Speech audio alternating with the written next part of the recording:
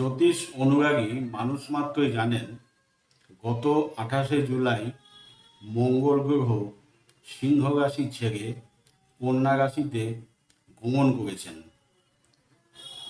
আজকের ভিডিওর প্রতিপাদ্য বিষয় হল কন্যা রাশির ওপর অবস্থানকালে অর্থাৎ আগামী 45 দিন মঙ্গল কন্যা রাশিকে কী রকম প্রভাব দিতে চলেছে। এক্ষেত্রে আমাদের জানা আছে যে মঙ্গল গ্রহটি বুধের পরম শত্রু, অর্থাৎ কন্যা রাশি হল মঙ্গল গ্রহের শত্রু ঘর। এখন চলুন দেখা যাক এই শত্রু ঘরে অবস্থান করে মঙ্গল গ্রহ কন্যা রাশিকে কী কী দিতে পারে বা কী কী দিতে পারে না সেই নিয়ে আলোচনা। প্রথমে আসি ইতিবাচক দিক, অর্থাৎ মঙ্গল কন্যা রাশিকে কী কী দিতে পারে। প্রথমত, যারা কর্মক্ষেত্রে টেকনিক্যাল, মেডিকেল, ইঞ্জিনিয়ারিং কিংবা অ্যানালিটিক্যাল বা বিশ্লেষণধর্মী কাজকর্ম করেন তাদের জন্য এটা খুব ভালো সময় হতে চলেছে। দ্বিতীয়ত, কর্মজীবনে স্পষ্টতা এবং বিশ্লেষণ ক্ষমতা আপনাদের বাড়বে। তৃতীয়ত, যারা শরীরচর্চা, কঠিন পরিশ্রমজনিত কাজকর্মগুলো করেন বা যারা খেলাধুলা করেন তাদের জন্যেও এই সময়টা যথেষ্ট ভালো। এইবার আসি নেতিবাচক দিক, অর্থাৎ মঙ্গল কন্যা রাশির জাতক জাতিকাদের কি কি অসুবিধা করতে পারে।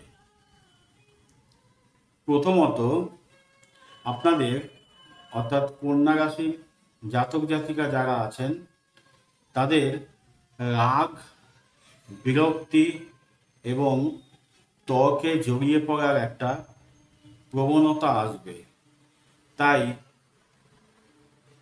অফিসে, পাড়ায়, ক্লাবে, চায়ের দোকানে, সেলুনে যে কোনো রকম আড্ডা বা জটলা থেকে দূরে থাকুন এই 45 দিন। দ্বিতীয়ত, সহকর্মীদের সাথে অর্থাৎ অফিসে যারা একসাথে সবাই কাজ করছেন সেই সহকর্মীদের সাথে মনোমালিন্য বা প্রতিযোগিতা বাড়বে। তৃতীয়ত, স্বাস্থ্যগত কিছু সমস্যা আসতে পারে, বিশেষত পেট, অন্ত্র বা ইন্টেস্টাইন এবং নার্ভাস টেনশন জনিত নানান ধরনের সমস্যা থেকে এই 1.5 মাস আপনাদের কিছু অসুবিধা আসতে পারে। এখন দেখুন, কন্যা রাশিতে মঙ্গল আসা মানে তার বিপরীতে রয়েছে শনি গ্রহ, অর্থাৎ শনি এবং মঙ্গলের একটা দৃষ্টি বিনিময় যোগ তৈরি হয়েছে। তো এর ফলে কি হতে পারে? শনি রয়েছেন কন্যা রাশির সপ্তম স্থানে, অর্থাৎ মিনে। সপ্তম স্থান থেকে আমরা সাধারণত কি বিচার করে থাকি? দাম্পত্য জীবন, অংশীদারি ব্যবসা, সামাজিক সম্পর্ক, বেসিক্যালি এই জিনিসগুলো সরাসরি মঙ্গলের সাথে দৃষ্টি বিনিময় করার ফলে এই কন্যা রাশির জাতক জাতিকাদের কি কি হতে পারে দেখে নেওয়া যাক। প্রথমে ইতিবাচক দিকগুলো, যেমন যে কোনো সম্পর্কের বিষয়ে একটা দায়িত্বশীলতা বাড়বে। দায়িত্বশীলতা মানে একটা সম্পর্ক আপনি কিভাবে ট্যাকল করবেন, অর্থাৎ সেই সম্পর্কটাকে বাঁচিয়ে রাখা বা না রাখা, তিক্ত করা বা মধুরভাবে মেনটেন করা, এই সমস্ত নির্ভর করছে শনি গ্রহের ওপর, বা আরও বিশেষ করে বলতে গেলে শনি মঙ্গলের যোগের প্রভাবের ওপর। এছাড়া ব্যবসা, বিশেষ করে যারা অংশীদারি ব্যবসা করছেন, তারা যদি ধৈর্য বজায় রাখতে পারেন তাহলে ধীরে ধীরে লাভ হবে বা লাভের মুখ বা উন্নতি দেখতে পাবেন। কিন্তু ধৈর্য হারালে কিন্তু ব্যবসা একদম তুলে দিতে হবে, মানে কোনো রকম এন্থুই পাবেন না। তাই ব্যবসা যদি ভালো হয় বা উন্নতিমূলক হয়, এখন এই বাজারে সব ব্যবসায় খারাপ চলছে, তাই ব্যবসাটাকে যদি টিকিয়ে রাখতে হয় আপনাকে ধৈর্য ধরে লেগে থাকতেই হবে, বাজার অবশ্যই ভালো হবে। আচ্ছা, এখন এই শনি মঙ্গল যোগের নেতিবাচক দিক কি কি আছে দেখে নেওয়া যাক। প্রথমত, বিবাহিত জীবনে একটা শীতলতা, একটা সম্পর্কের মধ্যে একটা দূরত্ব, একটা ছাড়া ছাড়া ভাব এবং মানসিক দূরত্ব, এই জিনিসগুলো এই 1.5 মাস সময়কাল ভোগ করতে হবে কন্যা রাশির জাতক জাতিকাদের। দ্বিতীয়ত, যে কোনো সম্পর্ক স্থায়ীভাবে ভেঙে যেতে পারে। এমন অনেক দম্পতি আছে যে সম্পর্কটা একটা সরু সুতোর সঙ্গে ঝুলছিল, এই সময়টায় মনে হয় সেই সুতোটা ছিঁড়ে যাবে, এবং যদি ছিঁড়ে যায় সেটা কিন্তু একদম পার্মানেন্ট, অর্থাৎ জোড়া লাগার আর কোনো রকম চান্সই থাকছে না। তৃতীয়ত, স্বামী বা স্ত্রীর দিক থেকে পরস্পরের প্রতি একটা অসন্তোষ ভাব লেগেই থাকবে, অর্থাৎ স্বামী স্ত্রীকে সন্তুষ্ট করতে পারবেন না কোনো রকমভাবেই, বা স্ত্রীও স্বামীকে কোনো রকমভাবে সন্তুষ্ট করতে পারবেন না। এখন দেখুন, মঙ্গল আর শনি এই দুটো হলো বিরোধী শক্তি, অর্থাৎ একে অপরের শত্রু। একজন চায় কাজে গতি, অর্থাৎ মোমেন্টাম, আর আরেকজন দেয় ধৈর্যের পরীক্ষা, অর্থাৎ যে কোনো কাজ সুষ্ঠুভাবে করবার জন্য সময় চাইছে, সময় দিতে হবে, অর্থাৎ ধৈর্য। ফলে এই সময়টায় কন্যা রাশির জাতক জাতিকাদের জীবনে একটা কঠিন পরীক্ষা সময় হতে চলেছে।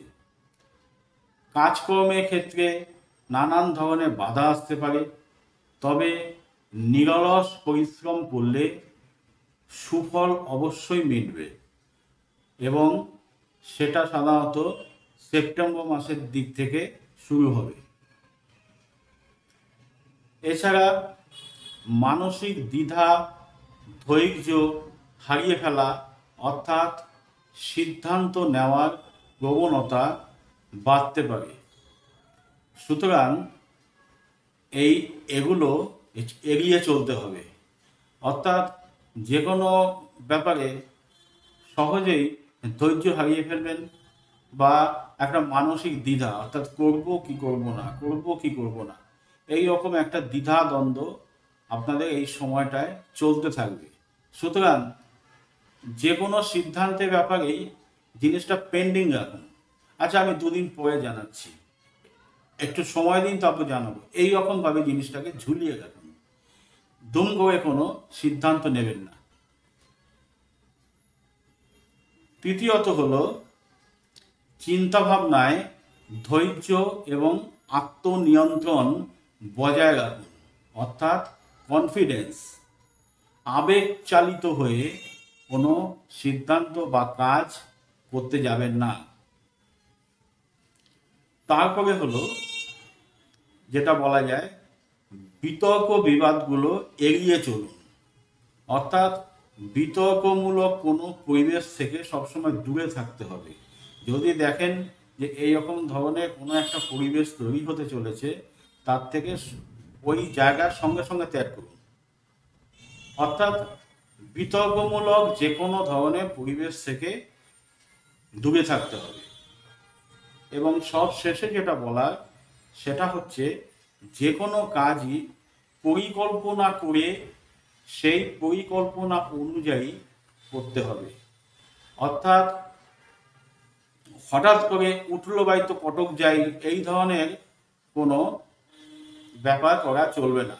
যে কোনো কাজ শুরু করবার আগেই সেটা ভালো করে বুঝে শুনে তার ভালো দিক মন্দ দিক সব কিছু খতিয়ে দেখে তবে স্টেপ বাই স্টেপ একটা প্ল্যানিং করুন। তারপরে সে প্ল্যানিংটাকে নিয়ে একটু ভালোভাবে চিন্তাভাবনা করে তারপরে আপনি কাজে হাত দিন। তাইলে দেখবেন ধীরে ধীরে উন্নতি হবেই। শনি মঙ্গলের এই যে যোগ অনেকের জন্মছকেই দেখতে পাই, তো সকলেরই যে খারাপ হয় বা খারাপ হচ্ছে বা হয়েছে তা কিন্তু নয়। এখন কার ভালো হবে বা কার খারাপ হবে সেইটা নির্ভর করছে আপনাদের ব্যক্তিগত জন্মছকে গ্রহদের, সমস্ত গ্রহদের ওই একটা বা দুটো গ্রহ দেখে এর এই অবস্থান তার সেই অবস্থান ওই রকমভাবে মানে কখনো জন্মছক বিচার হয় না। তাই ভালোভাবে জন্মছক বিচার করতে গেলে একজন অভিজ্ঞ লোকের প্রয়োজন। আপনারা আমার কাছে আসতে পারেন, আমার মোবাইল নাম্বার দেওয়া থাকছে।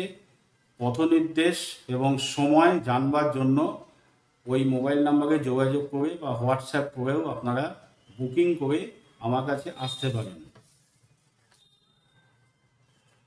সুতরাং আজ এই পর্যন্তই বন্ধুগণ, সকলে ভালো থাকবেন, সুস্থ থাকবেন। দেখা হবে আবার পরের ভিডিওতে। সকলকে ধন্যবাদ জানিয়ে আজকে শেষ করছি।